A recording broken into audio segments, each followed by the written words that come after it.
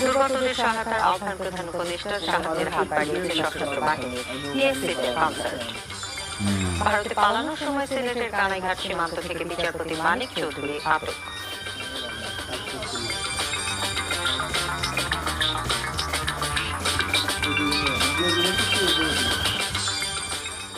আসসালামু আলাইকুম, ফারহানা জামান টিউলিপ স্বাগত জানাচ্ছি এনটিভির মধ্যরাতের খবরে। কাউন্সিলম্যান শিরোনাম দিচ্ছিলেন, এবার নিয়ে যাচ্ছি পুরো খবরে।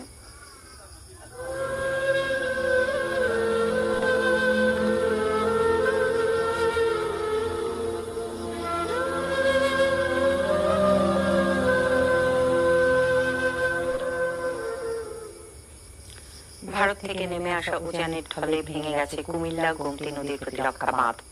বুড়িচং উপজেলার বুড়বুড়িয়ায় বাঁধটি ভেঙে হু হু করে লোকালয়ে পানি ঢুকছে। এছাড়া মৌলভীবাজারের মনু ও ধলাই নদী প্রতিরক্ষা বাঁধের 16টি